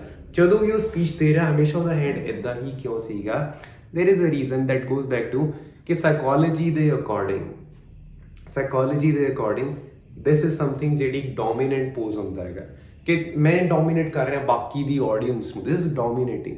ਦਿਸ ਇਜ਼ ਸਬਮਿਸਿਵ, ਕਿ ਮੈਂ ਸਬਮਿਟ ਕਰ ਰਿਹਾ, ਮੈਂ ਨੀਚੇ ਹੋ ਰਿਹਾ, ਮੈਂ ਆਡੀਅנס ਨੂੰ ਉੱਪਰ ਰੱਖ ਰਿਹਾ ਹੈਗਾ, that is submissive pose. On the other side ਜਿਹੜਾ ਇਦਾਂ ਹੁੰਦਾ, ਲਾਈਕ ਯੂਜੂਅਲੀ ਜਿਹੜੇ ਮਾਡਰਨ ਪਬਲਿਕ ਸਪੀਕਰਸ ਨੇ, ਐਨੀਬਡੀ ਲਾਈਕ ਸੰਦੀਪ ਮਹੇਸ਼ਵਰੀ, ਤਾਂ ਜਦੋਂ ਵੀ ਉਹ ਸਪੀਚ ਦੇਣਗੇ ਹਮੇਸ਼ਾ ਉਹ ਹੈਂਡਸ ਨੂੰ ਇਦਾਂ ਰੱਖਣਗੇ, ਨਾ ਤਾਂ ਆਹ ਨਾ ਹੀ ਆਹ, ਨਾ ਹੀ ਤਾਂ ਉਹ ਡੋਮੀਨੇਟ ਕਰ ਰਹੇ ਨੇ, ਨਾ ਹੀ ਉਹ ਸਬਮਿਟ ਕਰ ਰਹੇ ਨੇਗੇ, ਉਹ ਆਪਣੇ ਹੈਂਡਸ ਨੂੰ ਨਿਊਟਰਲ ਰੱਖ ਰਹੇ ਨੇਗੇ। ਦਿਸ ਵਾਟ ਦੇ ਡੂ, ਐਂਡ ਛੋਟੀਆਂ ਚੀਜ਼ਾਂ ਨੇ। So this is the second thing which is the positioning of your hands. ਨਾ ਹੀ ਤੁਸੀਂ ਦੂਜੇ ਬੰਦੇ ਨੂੰ ਡੋਮੀਨੇਟ ਕਰਨਾ, ਨਾ ਹੀ ਉਹਦੇ ਮੂਹਰੇ ਸਬਮਿਟ ਕਰਨਾ ਵਾਈਲ ਯੂ ਸਪੀਕ, ਠੀਕ ਹੈ? ਨੈਕਸਟ ਵਨ ਦੈਟ ਇਜ਼ ਕਿ ਆਪਾਂ ਯੂਜੂਅਲੀ ਹੈਂਡਸ ਨੂੰ ਆਪਾਂ ਨੂੰ ਪਤਾ ਕਿ ਆਪਾਂ ਓਪਨ ਰੱਖਣਾ, ਇਦਾਂ ਨਹੀਂ, ਇਦਾਂ ਕਰਕੇ ਨਹੀਂ ਰੱਖਣਾ ਹੈਗਾ। Keep your hands open. ਇੱਕ particular you can just do like this, ਇੱਕ ਟ੍ਰਾਇੰਗਲ ਹੁੰਦਾ ਹੈਗਾ ਜਿਹੜਾ ਕਈ ਪੋਲੀਟੀਸ਼ੀਅਨਸ ਯੂਜ਼ ਕਰਦੇ ਨੇ। Just wait a second, it goes something like this, ਕਿ ਤੁਹਾਡੇ ਹੈਂਡਸ ਇਦਾਂ ਨੇਗੇ ਲਾਈਕ ਦਿਸ। ਤਾਂ ਆ ਜਿਹੜਾ ਹੁੰਦਾ ਟੇਬਲ ਤੇ ਇਦਾਂ ਕਰਕੇ ਬੈਠਣਾ, ਤੁਹਾਡੀਆਂ ਫਿੰਗਰਸ ਜੁਆਇੰਟ ਇੱਕ ਟ੍ਰਾਇੰਗਲ ਫਾਰਮ ਹੋ ਰਿਹਾ ਲਾਈਕ ਦਿਸ। ਤਾਂ ਉਹ ਟ੍ਰਾਇੰਗਲ ਯੂਜੂਅਲੀ ਤੁਸੀਂ ਅਬਜ਼ਰਵ ਕਰੋਗੇ ਬਹੁਤ ਜ਼ਿਆਦਾ ਪੋਲੀਟੀਸ਼ੀਅਨਸ ਹੁੰਦੇ ਨੇ ਜੋ ਮੀਟਿੰਗਸ ਦੇ ਉੱਪਰ ਬੈਠਣਗੇ ਤਾਂ ਉਹ ਇਦਾਂ ਬੈਠਣਗੇ, ਤਾਂ ਇਹ ਚੀਜ਼ ਉਹਨਾਂ ਨੂੰ ਪਤਾ, this is a very dominant pose, at the same time it's a very powerful pose, you can also use this, ਠੀਕ ਹੈ? Next one that is fidgeting, this one. And ਹੁਣ ਫਿਜਿਟਿੰਗ ਦਾ ਮਤਲਬ ਕੀ ਹੁੰਦਾ ਹੈਗਾ? What do you mean by to fidget? Fidget ਕਰਨਾ ਇਦਾਂ ਹੁੰਦਾ, let us just say that ਕਿ ਤੁਸੀਂ ਬੋਲ ਰਹੇ ਹੋਗੇ ਐਂਡ ਕਈ ਲੋਕ ਕੀ ਕਰਨਗੇ ਨਾ ਬੋਲਦੇ ਟਾਈਮ ਜਾਂ ਤਾਂ ਉਂਗਲੀਆਂ ਦੇ ਇੱਦਾਂ ਪਟਾਕੇ ਪਾਈ ਜਾਣਗੇ ਜਾਂ ਫਿਰ ਉਹਨਾਂ ਦੇ ਹੱਥ 'ਚ ਕੋਈ ਚੀਜ਼ ਆ ਉਹਦੇ ਨਾਲ ਹੀ ਖੇਡੀ ਜਾ ਰਹੇ ਨੇਗੇ, ਕੁਛ ਨਾ ਕੁਛ ਅਨਨੈਸੈਸਰੀ ਮੂਵਮੈਂਟ ਕਰ ਰਹੇ ਨੇਗੇ, ਜਿਹੜੀ ਹੈਂਡ ਮੂਵਮੈਂਟ ਵੀ ਨਹੀਂ ਹੈਗੀ। ਜਿਹੜੀ ਆ ਤਾਂ ਹੁੰਦੀ ਇੱਕ ਹੈਂਡ ਮੂਵਮੈਂਟ ਜਿਹੜੀ ਹੋ ਰਹੀ ਆ, ਇੱਕ ਹੁੰਦੀ ਇੱਦਾਂ ਇੱਦਾਂ ਕਰਕੇ ਨਰਵਸਨੈਸ ਆਪਣੀ ਦਿਖਾਉਣਾ ਦੂਜੇ ਬੰਦੇ ਨੂੰ, ਕਿਉਂਕਿ ਫਿਜਿਟਿੰਗ ਜਿਹੜੀ ਹੁੰਦੀ ਆ unnecessary movements like this ਜਾਂ ਫਿਰ just to play with something, ਉਹ ਇੱਕ ਨਿਸ਼ਾਨੀ ਹੁੰਦੀ ਆ ਨਰਵਸਨੈਸ ਦੀ। ਜਿਹੜੇ ਲੋਕ ਜਿੰਨੇ ਘੱਟ ਨਰਵਸ ਹੁੰਦੇ ਨੇਗੇ ਨਾ, ਉਹ ਉਨੀ ਜ਼ਿਆਦਾ ਕਾਮ ਤਰੀਕੇ ਨਾਲ ਬੈਠੇ ਹੁੰਦੇ ਨੇ। ਜੋ ਤੁਹਾਡੀ ਨਰਵਸਨੈਸ ਵੱਧਦੀ ਹੈਗੀ, ਤੁਹਾਡੀ ਬੋਡੀ unnecessary movements ਕਰਨ ਲੱਗ ਜਾਂਦੀ ਹੈਗੀ, ਠੀਕ ਹੈ। ਸੋ the point being, do not do fidgeting, avoid it। ਤੁਸੀਂ ਆਪਣੀ vulnerability ਦੂਜੇ ਬੰਦੇ ਨੂੰ ਐਕਸਪੋਜ਼ ਨਹੀਂ ਕਰਨੀ ਹੈਗੀ, ਠੀਕ ਹੈ। Next one that is feet. ਹੁਣ ਫੀਟ ਯੂਜੂਅਲੀ ਤੁਸੀਂ ਸੋਚੋਗੇ ਕਿ ਯਾਰ ਆਪਾਂ ਤਾਂ ਟੇਬਲ ਕਨਵਰਸੇਸ਼ਨ ਹੈਗੀ, ਤਾਂ ਮੈਂ ਚੇਅਰ ਤੇ ਬੈਠਾ ਇੱਕ ਵਿਚਾਲੇ ਟੇਬਲ ਆ, ਦੂਸਰੀ ਚੇਅਰ ਤੇ ਐਗਜ਼ਾਮੀਨਰ ਬੈਠਾ ਹੈਗਾ, ਉਹਨੂੰ ਮੇਰੇ ਫੀਟ ਤਾਂ ਦਿਖ ਹੀ ਨਹੀਂ ਰਹੇ ਹੈਗੇ। ਇਟ ਇਜ਼ ਟਰੂ, ਨਹੀਂ ਦਿਖ ਰਹੇ ਹੈਗੇ। But at the same time ਇੱਕ ਤੁਹਾਨੂੰ ਕਨਸੈਪਟ ਸਮਝਾਉਂਗਾ, ਦੈਟ ਇਜ਼ ਕਿ ਬੋਡੀ ਤੇ ਮਾਈਂਡ ਦਾ ਇੱਕ ਕਨੈਕਸ਼ਨ ਕੀ ਹੁੰਦਾ ਹੈਗਾ। ਦ ਪੁਆਇੰਟ ਬੀਇੰਗ, ਤੁਹਾਡੀ ਬੋਡੀ ਦਾ ਇੰਪੈਕਟ ਪੈਂਦਾ ਤੁਹਾਡੇ ਮਾਈਂਡ ਤੇ, ਤੁਹਾਡੇ ਮਾਈਂਡ ਦਾ ਇੰਪੈਕਟ ਪੈਂਦਾ ਤੁਹਾਡੀ ਬੋਡੀ ਤੇ। ਆਈ ਟੈਲ ਯੂ ਵਨ ਥਿੰਗ, ਮੰਨ ਲਓ ਤੁਸੀਂ ਨੈਚੁਰਲੀ ਕੌਨਫੀਡੈਂਟ ਹੋਗੇ, ਤੁਹਾਡੀ ਬੋਡੀ ਹਮੇਸ਼ਾ ਓਪਨ ਰਿਹਾ ਕਰੂਗੀ। ਜਦੋਂ ਤੁਸੀਂ ਨਰਵਸ ਹੁੰਦੇ ਹੋ, ਨੋਟਿਸ ਕਰਿਓ ਕਿ ਨੈਚੁਰਲੀ ਤੁਸੀਂ ਆਪਣੀ ਆਰਮਸ ਨੂੰ ਕ੍ਰਾਸ ਕਰ ਲੈਂਦੇ ਹੋ। ਇਹਦਾ ਮਤਲਬ ਕੀ ਆ, ਮਾਈਂਡ ਨਰਵਸ ਸੀਗਾ, ਮਾਈਂਡ ਦਾ ਇੰਪੈਕਟ ਕਿੱਥੇ ਪਿਆ, ਬੋਡੀ ਦੇ ਉੱਪਰ ਪਿਆ। ਬਟ ਉਹਦਾ ਆਪੋਜ਼ਿਟ ਵੀ ਹੁੰਦਾ ਹੈਗਾ। ਆਪੋਜ਼ਿਟ ਕੀ ਹੁੰਦਾ ਹੈਗਾ ਕਿ ਜੇ ਤੁਹਾਡੀ ਬੋਡੀ ਓਪਨ ਹੈਗੀ, ਤਾਂ ਜੇ ਤੁਹਾਡਾ ਮਾਈਂਡ ਹਲਕਾ ਜਿਹਾ ਅੰਡਰ ਕੌਨਫੀਡੈਂਟ ਹੈਗਾ, ਹੌਲੀ ਹੌਲੀ ਉਹਦਾ ਕੌਨਫੀਡੈਂਸ ਲੈਵਲ ਵਧਣ ਲੱਗ ਜਾਂਦਾ ਹੈਗਾ। ਇੱਕ ਚੀਜ਼ ਹੁੰਦੀ ਹੈ, ਉਹਨੂੰ ਕਹਿੰਦੇ ਨੇ power pose, which I written over here. ਤਾਂ ਪਾਵਰ ਪੋਜ਼ ਕੀ ਹੁੰਦੇ ਨੇ, ਆਈ ਟੈਲ ਯੂ ਦੈਟ, ਕਈ ਲੋਕ ਕੀ ਕਰਦੇ ਨੇ ਨਾ, that before a job interview ਜਾਂ ਫਿਰ before an exam or anything like that, ਉਹ ਕੀ ਕਰਨਗੇ, ਉਹ ਕਿਸੇ ਵਾਸ਼ਰੂਮ ਦੇ ਅੰਦਰ ਜਾਣਗੇ ਜਿੱਥੇ ਉਹਨਾਂ ਨੂੰ ਕੋਈ ਨਹੀਂ ਦੇਖ ਰਿਹਾ ਹੈਗਾ, ਐਂਡ ਉਹ ਇੱਕ ਯੂਜੂਅਲੀ ਇੱਦਾਂ ਵਿਕਟਰੀ ਪੋਜ਼ ਬਣਾ ਕੇ ਖੜੇ ਹੋ ਜਾਣਗੇ। This is called a power pose. And ਉਹ ਸ਼ੀਸ਼ੇ ਦੇ ਮੂਹਰੇ 2 ਮਿੰਟਾਂ ਤੱਕ ਇੱਦਾਂ ਹੀ ਖੜੇ ਰਹਿਣਗੇ। ਤਾਂ ਇਹਦਾ ਇੰਪੈਕਟ ਕੀ ਪੈਂਦਾ, 2 ਮਿੰਟਾਂ ਤੱਕ ਤੁਸੀਂ ਸ਼ੀਸ਼ੇ ਮੂਹਰੇ ਵਿਕਟਰੀ ਪੋਜ਼ ਬਣਾ ਕੇ ਖੜੇ, ਤੁਹਾਡੀ ਬੋਡੀ ਕੀ ਦੱਸ ਰਹੀ ਆ ਕਿ ਮੈਂ ਵਿਨਰ ਆਂਗਾ, ਕਿ ਮੈਂ ਕੌਨਫੀਡੈਂਟ ਆਂਗਾ, ਐਂਡ ਉਹਦਾ ਇੰਪੈਕਟ ਪੈ ਰਿਹਾ ਮਾਈਂਡ ਦੇ ਉੱਪਰ। ਮਾਈਂਡ ਨੈਚੁਰਲੀ ਜ਼ਿਆਦਾ ਕੌਨਫੀਡੈਂਟ ਬਣ ਜਾਂਦਾ before an exam, before a job interview. Again ਆ ਵੀ ਯੂਜ਼ ਕਰ ਸਕਦੇ ਜੇ ਕਰਨਾ ਹੋਵੇ ਤਾਂ ਐਗਜ਼ਾਮ ਤੋਂ ਪਹਿਲਾਂ। ਬਟ ਦ ਪੁਆਇੰਟ ਬੀਇੰਗ ਕਿ ਜੇ ਤੁਹਾਡੇ ਫੀਟ ਓਪਨ ਨੇ, ਜੇ ਕ੍ਰਾਸ ਲੈਗ ਨਹੀਂ ਕਰਕੇ ਬੈਠੇ ਹੈਗੇ, ਇਹਦਾ ਮਤਲਬ ਕੀ ਆ ਕਿ ਉਹਦਾ ਇੰਪੈਕਟ ਹੋ ਰਿਹਾ ਤੁਹਾਡੇ ਮਾਈਂਡ ਦੇ ਉੱਪਰ, ਚਾਹੇ ਥੋੜਾ ਹੋ ਰਿਹਾ, ਚਾਹੇ ਤੁਹਾਨੂੰ ਪਤਾ ਨਹੀਂ ਲੱਗ ਰਿਹਾ, ਬਟ ਹੋ ਰਿਹਾ ਹੈਗਾ। So keep your feet open, keep your body open, keep your arms open, do not cross your arms or anything like that, ਠੀਕ ਹੈ। Coming on to the next one, that is eye contact. ਹੁਣ eye contact again, ਕਿ ਕੀ ਇਹ ਕਰਨਾ necessary ਹੁੰਦਾ ਜਾਂ ਫਿਰ ਨਹੀਂ ਹੁੰਦਾ ਹੈਗਾ। ਨੈਸੈਸਰੀ ਤਾਂ ਨਹੀਂ ਹੁੰਦਾ ਹੈਗਾ, ਬਟ ਜੇ ਆਪਾਂ ਆਪਣੇ ਆਪ ਨੂੰ ਜ਼ਿਆਦਾ ਪ੍ਰੈਜ਼ੈਂਟੇਬਲ ਦਿਖਾਉਣਾ ਹੈਗਾ, ਜ਼ਿਆਦਾ ਕੌਨਫੀਡੈਂਟ ਦਿਖਾਉਣਾ, eye contact definitely plays a very crucial role. For example ਕਿ ਜੇ ਮੈਂ ਆਈ ਕੰਟੈਕਟ ਹੋਲਡ ਕਰਕੇ ਚੱਲਣਾ, that means it is a sign of confidence. And ਇਹ ਚੀਜ਼ ਘੱਟ ਵੀ ਨਹੀਂ ਕਰਨੀ, ਜ਼ਿਆਦਾ ਵੀ ਨਹੀਂ ਕਰਨੀ ਹੈਗੀ। ਇਨ ਅ ਵੇ ਕੀ ਲੋਕ ਕੀ ਕਰਨਗੇ ਕਿ ਆਈ ਕੰਟੈਕਟ ਬਿਲਕੁਲ ਨਹੀਂ ਮੇਨਟੇਨ ਕਰ ਰਹੇ ਹੈਗੇ, ਕਿ ਐਗਜ਼ਾਮੀਨਰ ਕਨੀ ਦੇਖੀ ਨਹੀਂ ਹੈਗੀ। ਕਈ ਲੋਕ ਹੋਣਗੇ ਉਹ ਬਹੁਤ ਜ਼ਿਆਦਾ ਐਕਸੈਸਿਵਲੀ ਮੇਨਟੇਨ ਕਰ ਰਹੇ ਨੇਗੇ। You don't want to be that person ਕਿ ਜਿਹੜਾ ਦੂਜੇ ਬੰਦੇ ਨੂੰ ਅਨਕੰਫਰਟੇਬਲ ਫੀਲ ਕਰਾਵੇ। ਲੈਟ ਅਸ ਸੇ ਐਗਜ਼ਾਮੀਨਰ ਮੂਹਰੇ ਬੈਠਾ ਜਾਂ ਫਿਰ ਮੈਂ ਤੁਹਾਨੂੰ ਕੋਈ ਕਨਸੈਪਟ ਸਮਝਾ ਰਿਹਾ, ਹੁਣ ਤਾਂ ਚਲੋ ਮੈਂ ਵਰਚੁਅਲੀ ਐਕਸਪਲੇਨ ਕਰ ਰਿਹਾ ਹੈਗਾ। ਮੰਨ ਲਓ ਮੈਂ ਇੱਕ ਰੀਅਲ ਪਰਸਨ ਤੁਹਾਡੇ ਮੂਹਰੇ ਖੜਾਂਗਾ, ਠੀਕ ਹੈ, ਤੇ ਮੈਂ ਇੱਦਾਂ ਕਰਕੇ ਤੁਹਾਨੂੰ ਸਾਰੀਆਂ ਚੀਜ਼ਾਂ ਸਮਝਾਉਣ ਲੱਗ ਜਾਂ, ਆਈ ਕੰਟੈਕਟ ਮੈਂ ਤੁਹਾਡੇ ਫੇਸ ਤੋਂ ਹਟਾਵਾਂ ਹੀ ਨਾ, ਕਿ 24 ਘੰਟੇ ਇੱਥੇ ਹੀ ਦੇਖ ਰਿਹਾ, ਜਿੰਨਾ ਟਾਈਮ 10 ਮਿੰਟਾਂ ਦੀ ਕਲਾਸ ਚੱਲ ਰਹੀ ਹੈਗੀ ਤਾਂ ਤੁਹਾਡੇ ਅੱਖਾਂ 'ਚ ਹੀ ਦੇਖ ਰਿਹਾ ਹੈਗਾ। ਉਹਦੇ ਨਾਲ ਕੀ ਹੋਣਾ, ਹੌਲੀ ਹੌਲੀ ਤੁਹਾਡਾ ਜਿਹੜਾ ਮਾਈਂਡ ਆ ਹਲਕਾ ਜਿਹਾ ਅਨਕੰਫਰਟੇਬਲ ਹੋ ਜਾਂਦਾ ਹੈਗਾ। ਐਗਜ਼ਾਮੀਨਰ ਵੀ ਇੱਕ ਬੰਦਾ, ਉਹਦਾ ਮਾਈਂਡ ਵੀ ਅਨਕੰਫਰਟੇਬਲ ਹੋ ਜਾਂਦਾ ਹੈਗਾ। ਤਾਂ ਦੋ ਚੀਜ਼ਾਂ ਨਹੀਂ ਕਰਨੀਆਂ, ਆਈ ਕੰਟੈਕਟ ਘੱਟ ਵੀ ਨਹੀਂ ਮੇਨਟੇਨ ਕਰਨਾ, ਜ਼ਿਆਦਾ ਵੀ ਨਹੀਂ। ਹੁਣ ਸੋਚੋਗੇ ਕਿ ਫਿਰ ਕਿੰਨੀ ਹੈਲਦੀ ਅਮਾਊਂਟ ਹੁੰਦੀ ਹੈ ਆਈ contact the, that is the range it goes from 3 to 5 seconds. ਇੱਦਾਂ ਕੀ ਕਿ ਮੈਂ 3 to 5 ਸੈਕਿੰਡਸ ਮੈਂ ਆਈ ਕੰਟੈਕਟ ਮੇਨਟੇਨ ਕੀਤਾ, ਫਿਰ ਮੈਂ ਕਿਤੇ ਹੋਰ ਦੇਖਿਆ, ਫਿਰ ਮੈਂ ਦੁਬਾਰਾ 3 to 5 seconds I contact maintain ਕੀਤਾ। ਐਂਡ ਇੱਦਾਂ ਕਰਕੇ ਇੱਕ ਹੈਲਦੀ ਰੇਂਜ ਹੁੰਦੀ ਹੈ ਆਈ ਕੰਟੈਕਟ ਦੀ। ਜੇ ਤੁਹਾਨੂੰ ਪ੍ਰੋਬਲਮ ਆ ਗਈ ਕਿ ਆਈ ਕੰਟੈਕਟ ਮੇਨਟੇਨ ਹੀ ਨਹੀਂ ਹੋ ਪਾਉਂਦਾ ਜਾਂ ਫਿਰ ਉਹ ਕੌਨਫੀਡੈਂਸ ਬਣਦਾ ਨਹੀਂ ਹੈਗਾ, ਤਾਂ ਕੀ ਕਰ ਸਕਦੇ ਹੋਗੇ, while you walk on a road, ਠੀਕ ਹੈ, ਤਾਂ ਆਪਾਂ ਯੂਜੂਅਲੀ ਲੈਫਟ ਲੇਨ ਪ੍ਰੈਫਰ ਕਰਦੇ ਹੁੰਦੇ ਹੈਗੇ ਵਾਕ ਕਰਨ ਦੇ ਲਈ। Prefer to go in the right one, ਕਿ ਤੁਸੀਂ ਲੋਕਾਂ ਨੂੰ ਫੇਸ ਕਰਕੇ ਚੱਲ ਰਹੇ ਹੋਗੇ, ਲੋਕ ਜਿੱਥੋਂ ਆ ਰਹੇ ਨੇ ਤੁਸੀਂ ਉੱਥੋਂ ਜਾ ਰਹੇ ਹੋਗੇ। ਤਾਂ ਉਹਦੇ ਨਾਲ ਕੀ ਹੋਊਗਾ ਨਾ ਕਿ let us say you are walking on a street and now you facing people, ਕੱਲੇ ਨਾਲ ਉੱਥੇ ਹਲਕਾ ਫੁਲਕਾ ਆਈ ਕੰਟੈਕਟ ਮੇਨਟੇਨ ਕਰਕੇ ਦੇਖੋ। ਐਂਡ ਹੌਲੀ ਹੌਲੀ ਤੁਹਾਡੀ ਆਈ ਕੰਟੈਕਟ ਹੋਲਡ ਕਰਨ ਦੀ ਕੈਪੈਸਿਟੀ ਵਧੀ ਜਾਊਗੀ। ਤੁਸੀਂ ਕਿਸੇ ਨਾਲ ਕਨਵਰਸੇਸ਼ਨ ਕਰ ਰਹੇ ਹੋਗੇ, try to hold an eye contact, specially ਜੋ ਤੁਹਾਨੂੰ ਅਨਕੰਫਰਟੇਬਲ ਲੱਗ ਰਿਹਾ, ਟਰਾਈ ਟੂ ਹੋਲਡ ਇਟ। ਤਾਂ ਹੌਲੀ ਹੌਲੀ ਕੀ ਹੁੰਦਾ ਹੈਗਾ ਕਿ ਜਿਹੜਾ ਉਹ ਤੁਹਾਡਾ ਇੱਕ ਡਿਸਕੰਫਰਟ ਹੁੰਦਾ ਉਹ ਚੱਲਿਆ ਜਾਂਦਾ ਆਈ ਕੰਟੈਕਟ ਨੂੰ ਲੈ ਕੇ। ਫਿਰ ਤੁਸੀਂ ਖੁਦ ਐਡਜਸਟ ਕਰ ਸਕਦੇ ਹੋ ਕਿ ਮੈਨੂੰ ਕਿੰਨਾ ਮੇਨਟੇਨ ਕਰਨਾ, ਕਿੰਨਾ ਕੁ ਮੈਨੂੰ ਨਹੀਂ ਕਰਨਾ ਹੈਗਾ, ਠੀਕ ਹੈ। ਸੋ 3 to 5 seconds is usually a healthy amount of eye contact. Next we have over here that is posture. ਹੁਣ ਇਹ ਕੀ ਹੈਗਾ, ਪੋਸਚਰ ਆਪਾਂ ਨੂੰ ਪਤਾ ਹੈਗਾ ਕਿ ਆਪਾਂ ਨੂੰ ਸਟ੍ਰੇਟ ਬੈਠਣਾ ਹੈਗਾ, ਇਦਾਂ ਕਰਕੇ ਜ਼ਿਆਦਾ ਵੀ ਨਹੀਂ ਕਰਨਾ ਹੈਗਾ ਕਿ ਤੁਸੀਂ ਜਸਟ ਸੀਮਿੰਗਲੀ ਤੁਸੀਂ ਬੈਠੇ ਹੋ ਇਦਾਂ ਕਰਕੇ, ਐਂਡ ਉਹ ਚੀਜ਼ ਵਿਜ਼ੀਬਲੀ ਕਲੀਅਰ ਆ ਬੰਦੇ ਨੂੰ, ਨਾਟ ਲਾਈਕ ਦੈਟ ਵਿਵਿਡਲੀ ਕਲੀਅਰ ਆ, sorry not exactly like that, but at the same time ਆਪਾਂ ਨੂੰ ਜ਼ਿਆਦਾ ਪੋਸਚਰ ਆਪਣਾ ਡਾਊਨ ਵੀ ਨਹੀਂ ਕਰਨਾ ਹੈਗਾ। What you need to do is ਕਿ ਯੂਜੂਲੀ ਇੱਕ ਕਨਫਿਊਜ਼ਨ ਹੁੰਦੀ ਹੈਗੀ that when you sit on a table, ਤਾਂ ਕਈ ਲੋਕ ਇੱਦਾਂ ਫਾਰਵਰਡ ਲੀਨ ਕਰ ਦਿੰਦੇ ਨੇ ਕਿ ਉਹ ਐਗਜ਼ਾਮੀਨਰ ਦੇ ਕੰਨੀ ਲੀਨ ਕਰ ਰਹੇ ਨੇਗੇ, ਕਈ ਲੋਕ ਪਿੱਛੇ ਨੂੰ ਲੀਨ ਕਰਦੇ ਨੇਗੇ। ਤਾਂ ਇਹਨਾਂ ਚੋਂ ਕਿਹੜਾ ਚੀਜ਼ ਕਰੈਕਟ ਹੁੰਦੀ ਹੈ, ਕਿਹੜੀ ਗਲਤ ਹੁੰਦੀ ਹੈਗੀ? ਆਈ ਟੈਲ ਯੂ ਵਨ ਥਿੰਗ, ਸਾਹਮਣੇ ਨੂੰ ਲੀਨ ਕਰਨਾ ਲਾਈਕ ਦਿਸ, ਤਾਂ ਉਹ ਚੀਜ਼ ਆ ਗਈ ਕਿ ਤੁਸੀਂ ਕਨਵਰਸੇਸ਼ਨ ਅੰਦਰ ਜ਼ਿਆਦਾ ਐਕਟਿਵ ਹੋਗੇ, ਜ਼ਿਆਦਾ ਇਨਵੋਲਵਡ ਹੋਗੇ, ਇਟ ਮੀਨਸ ਦੈਟ। ਬਟ ਜੇ ਤੁਸੀਂ ਪਿੱਛੇ ਨੂੰ ਲੀਨ ਕਰਦੇ ਹੋਗੇ ਚੇਅਰ ਦੇ ਪਿੱਛੇ, ਇਟ ਮੀਨਸ ਕਿ ਤੁਸੀਂ ਕਨਵਰਸੇਸ਼ਨ ਦੇ ਅੰਦਰ ਜ਼ਿਆਦਾ ਰਿਲੈਕਸਡ ਹੋਗੇ। ਐਂਡ ਤੁਸੀਂ ਪੁੱਛੋਗੇ ਕਿ ਕਿਹੜਾ ਇਹਨਾਂ ਚੋਂ ਜ਼ਿਆਦਾ ਸਹੀ ਆ, ਇਟ ਡਿਪੈਂਡਸ, ਕੋਈ ਹਾਰਡ ਐਂਡ ਫਾਸਟ ਰੂਲ ਨਹੀਂ ਹੈਗਾ। ਤੁਹਾਡੀ ਸਪੀਕਿੰਗ ਦੇ ਅਕੋਰਡਿੰਗ, ਤੁਹਾਡੀ ਪਰਸਨੈਲਿਟੀ ਦੇ ਅਕੋਰਡਿੰਗ, ਤੁਹਾਡੀ ਵੌਇਸ ਦੇ ਅਕੋਰਡਿੰਗ, ਜੇ ਤੁਹਾਨੂੰ ਸ਼ੋ ਕਰਨਾ ਕਿ ਸਾਡੀ ਟੋਨ ਹਲਕੀ ਜਿਹੀ ਅਗਰੈਸਿਵ ਆ, ਅਸੀਂ ਜ਼ਿਆਦਾ ਐਕਟਿਵ ਆ ਗਈ, ਤਾਂ ਫਾਰਵਰਡ ਲੀਨ ਕਰੋ, but keep your posture straight. ਜੇ ਤੁਸੀਂ ਦਿਖਾਉਣਾ ਕਿ ਅਸੀਂ ਰਿਲੈਕਸਡ ਆਂਗੇ ਅਕੋਰਡਿੰਗ ਟੂ ਯੋਰ ਪਰਸਨੈਲਿਟੀ, ਤਾਂ ਤੁਸੀਂ ਪਿੱਛੇ ਨੂੰ ਲੀਨ ਕਰ ਸਕਦੇ ਹੋਗੇ। ਬਟ ਅਗੇਨ ਪਿੱਛੇ ਨੂੰ ਲੀਨ ਕਰਨਾ ਨਹੀਂ ਕਿ ਚੇਅਰ ਦੇ ਉੱਪਰ ਪਈ ਹੋਊਗੀ, ਨਾਟ ਲਾਈਕ ਦੈਟ, ਠੀਕ ਹੈ। Keep your posture straight, all right. Anyways, the last one that we have is smile. On smile, what do we mean by this? Basically, just look at this. You have these 3 faces over here. ਹੁਣ ਕੁਝ ਲੋਕ ਹੁੰਦੇ ਨੇ ਇਦਾਂ ਦੇ ਹੁੰਦੇ ਨੇ, like very cheerful, very bright, positive, like those kind of people. ਕੁਝ ਲੋਕ ਹੁੰਦੇ ਨੇ ਇਦਾਂ ਦੇ ਹੁੰਦੇ ਨੇ ਕਿ ਜ਼ਿੰਦਗੀ ਨੇ ਪਤਾ ਨਹੀਂ ਕਿਹੜੇ ਦੁੱਖ ਦਿੱਤੇ ਨੇ, ਐਂਡ ਦੇ ਜਸਟ ਐਂਗਰੀ ਆਲ ਦ ਟਾਈਮਸ, ਉਹਨਾਂ ਦੇ ਫੇਸ ਤੋਂ ਚੀਜ਼ ਵਿਜ਼ੀਬਲ ਹੁੰਦੀ ਹੈਗੀ। But majority of the people they are like this, neither this note that, ਨਾ ਤਾਂ ਉਹ ਖੁਸ਼ ਨੇ ਨਾ ਉਹ ਦੁਖੀ ਨੇ, ਉਹਨਾਂ ਦੇ ਇੱਕ ਫਲੈਟ ਫੇਸ ਹੁੰਦੇ ਨੇਗੇ।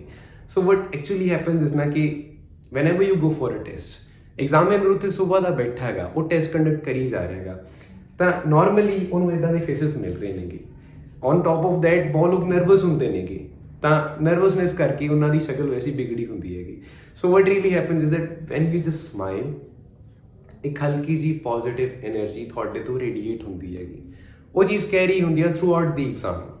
ਤਾਂ ਤੁਸੀਂ ਇੱਕ ਆਪਣਾ ਇੰਪ੍ਰੈਸ਼ਨ ਸੈੱਟ ਕਰ ਰਹੇ ਹੋ ਤੇ ਸਮਾਈਲ ਕਰਕੇ ਐਂਡ ਉਹ ਚੀਜ਼ ਕਰਿਆ ਕਰੋ। ਤਾਂ ਇਹ ਚੀਜ਼ ਕੀ ਕਰਨੀ ਹੈ ਨਾ, whenever you go for a test, be genuinely happy. ਕਾਹਦਾ ਸਟ੍ਰੈਸ ਲੈ ਕੇ ਜਾ ਰਹੇ ਹੋਗੇ? ਜਿੰਨਾ ਸਟ੍ਰੈਸ ਲੈ ਰਹੇ ਹੋ ਉਨੀ ਤਾਂ ਤੁਹਾਡੀ ਪਰਫਾਰਮੈਂਸ ਘੱਟ ਰਹੀ ਹੈਗੀ ਨਾ।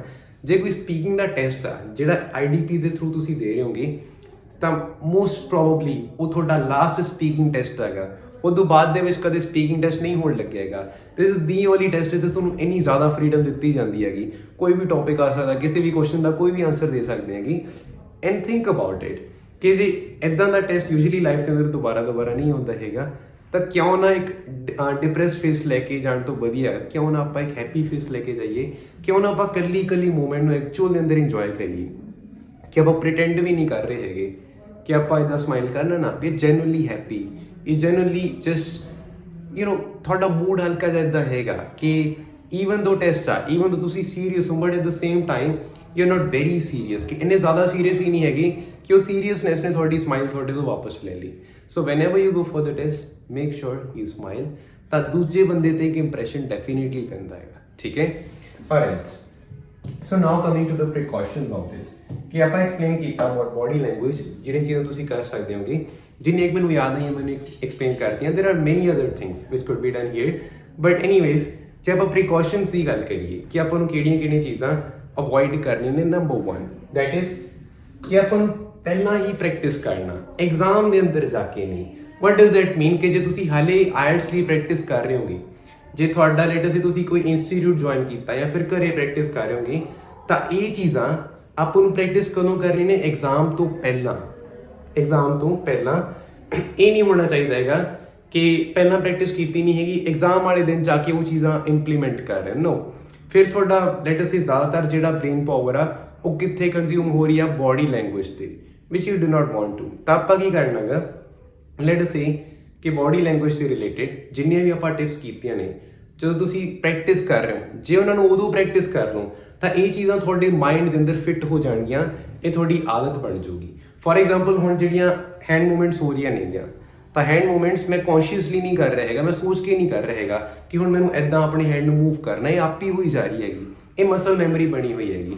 ਬਟ ਇੱਕ ਟਾਈਮ ਤੇ ਮੈਂ ਪ੍ਰੈਕਟਿਸ ਕੀਤਾ ਸੀਗਾ, when I was in school I used to do that ਕਿ ਲੈਟ ਅਸ ਇੱਕ ਸਟੱਡੀ ਕਰ ਰਹੇ ਹਾਂਗੇ ਤਾਂ ਮੈਂ ਇਮੇਜਿਨ ਕਰਦਾ ਸੀ ਕਿ ਮੇਰੇ ਮੂਹਰੇ ਕੋਈ ਪਰਸਨ ਹੈਗਾ ਜਿਹਨੂੰ ਮੈਂ ਐਕਸਪਲੇਨ ਕਰ ਰਿਹਾ ਹੈਗਾ, ਉੱਥੇ ਮੈਂ ਹੈਂਡ ਮੂਵਮੈਂਟਸ ਪ੍ਰੈਕਟਿਸ ਕਰਦਾ ਸੀ ਕੌਨਸ਼ੀਅਸਲੀ। ਬਾਅਦ ਦੇ ਵਿੱਚ ਇਹ ਚੀਜ਼ ਇੰਟੀਗ੍ਰੇਟ ਹੋ ਗਈ and now I don't even think about it. ਪਹਿਲੀ ਵਾਰ ਜੇ ਤੁਸੀਂ ਡਰਾਈਵਿੰਗ ਸਿੱਖਦੇ ਹੋ, ਤੁਸੀਂ ਸੋਚ ਕੇ ਕਰਦੇ ਹੋਗੇ ਕਿ ਆ ਸਟੀਅਰਿੰਗ ਹੈ, ਇਹਨੂੰ ਇੰਨਾ ਘੁਮਾਉਣਾ, gear box, clutch, all of those things. But ਹੌਲੀ ਹੌਲੀ ਕੀ ਹੁੰਦਾ ਨਾ, ਤੁਸੀਂ ਕਾਰ ਨੂੰ ਡਰਾਈਵ ਕਰਦੇ ਗਏ ਤੇ ਫਿਰ ਜਾ ਕੇ ਤੁਹਾਡੀ ਆਦਤ ਬਣ ਜਾਂਦੀ ਆ, ਫਿਰ ਤੁਹਾਨੂੰ ਸੋਚਣਾ ਨਹੀਂ ਪੈਂਦਾ ਹੈਗਾ ਕਿ ਹੁਣ ਮੈਨੂੰ ਦੂਸਰਾ ਗੇਅਰ ਪਾਉਣਾ ਹੈ, ਤੀਸਰਾ ਪਾਉਣਾ ਹੈਗਾ। ਹੌਲੀ ਹੌਲੀ ਉਹ ਚੀਜ਼ ਕੌਨਸ਼ੀਅਸਲੀ ਜਾਂ ਸਬਕੌਨਸ਼ੀਅਸਲੀ ਹੋਣ ਲੱਗ ਜਾਂਦੀ ਹੈਗੀ, ਵਿਚ ਮੀਨਸ ਕਿ ਤੁਹਾਨੂੰ ਉੱਦਾਂ ਦੀ ਸਟੇਜ ਤੇ ਪਹੁੰਚਣਾ ਹੈਗਾ। ਬਾਅਦ ਦੇ ਵਿੱਚ ਕੀ ਹੁੰਦਾ ਕਿ ਤੁਸੀਂ ਕਾਰ ਚਲਾ ਰਹੇ ਹੋਗੇ, ਕਾਰ ਦੇ ਉੱਪਰ ਤੁਹਾਡਾ ਧਿਆਨ ਹੈ ਹੀ ਨਹੀਂ, 10% 20% ਬ੍ਰੇਨ ਤੁਹਾਡਾ ਕਾਰ ਦੇ ਉੱਪਰ ਹੈਗਾ, ਬਾਕੀ 80-90% ਦਿਮਾਗ ਕਿਤੇ ਹੋਰ ਚੱਲ ਰਿਹਾ ਹੈਗਾ। ਤਾਂ ਇੱਕ ਟਾਈਮ ਤੇ ਉਹ ਵਾਲੀ ਸਟੇਜ ਵੀ ਆ ਜਾਂਦੀ ਹੈਗੀ। ਸਿਮਿਲਰਲੀ ਸਪੀਕਿੰਗ ਦੇ ਅੰਦਰ ਵੀ ਜੇ ਬੋਡੀ ਲੈਂਗੁਏਜ ਤੁਸੀਂ ਪਹਿਲਾਂ ਹੀ ਪ੍ਰੈਕਟਿਸ ਕਰ ਲਓ ਇਨ ਕੇਬਿਨਸ ਜਾਂ ਫਿਰ ਐਟ ਯੋਰ ਹੋਮ, ਉਹਦੇ ਨਾਲ ਐਗਜ਼ਾਮ ਦੇ ਅੰਦਰ ਜਾ ਕੇ ਨੈਚੁਰਲੀ ਤੁਸੀਂ ਕੌਨਫੀਡੈਂਟਲੀ ਬੈਠੋਗੇ। ਤੁਹਾਡਾ ਜਿੰਨਾ ਵੀ ਬ੍ਰੇਨ ਆ ਉਹ ਕਾਹਦੇ ਉੱਪਰ ਕੰਜ਼ਿਊਮ ਹੋਗਾ, ਤੁਹਾਡੇ ਐਕਚੁਅਲ ਵਰਡਸ ਦੇ ਉੱਪਰ, ਤੁਹਾਡੇ ਐਕਚੁਅਲ ਕ੍ਰਾਈਟੇਰੀਆ ਦੇ ਉੱਪਰ। That is the second point, focus on the criteria. Focus on the criteria. ਇੱਦਾਂ ਹੁਣ ਆਪਾਂ ਐਕਸਟ੍ਰੀਮਸ ਨਹੀਂ ਲੈ ਕੇ ਜਾਣਾ, ਆਪਾਂ ਇੱਦਾਂ ਵੀ ਨਹੀਂ ਕਹਿਣਾ ਹੈਗਾ ਕਿ ਬੋਡੀ ਲੈਂਗੁਏਜ ਹੀ ਸਭ ਤੋਂ ਸੁਪਰੀਮ ਚੀਜ਼ ਹੁੰਦੀ ਹੈਗੀ, ਆਪਾਂ ਇੱਦਾਂ ਵੀ ਨਹੀਂ ਕਹਿਣਾ ਸਿਰਫ ਕ੍ਰਾਈਟੇਰੀਆ ਹੀ ਮੈਟਰ ਕਰਦਾ, ਬੋਡੀ ਲੈਂਗੁਏਜ ਨੂੰ ਆਪਾਂ ਨਿਗਲੈਕਟ ਵੀ ਨਹੀਂ ਕਰ ਸਕਦੇ, ਬਿਕੋਜ਼ ਬਾਇਓਲੋਜੀ ਨੂੰ, ਐਵੋਲਿਊਸ਼ਨ ਨੂੰ ਆਪਾਂ ਡਿਨਾਈ ਨਹੀਂ ਕਰ ਸਕਦੇ ਹੈਗੇ again. But at the same time ਇੱਕ ਮੇਰੀ ਤੁਹਾਨੂੰ ਸੁਜੈਸ਼ਨ ਰਹੂਗੀ, practice body language beforehand, while you go for the exam then focus on the criteria। body language ਆਪਣੇ ਆਪ ਤੁਹਾਡੀ correct ਹੋ ਚੁੱਕੀ ਹੋਗੀ, ਤੁਹਾਨੂੰ ਉਹਦੇ ਬਾਰੇ ਸੋਚਣ ਦੀ ਲੋੜ ਹੀ ਨਹੀਂ ਪੈਣੀ ਹੈਗੀ। alright, so this is for today's video, thank you।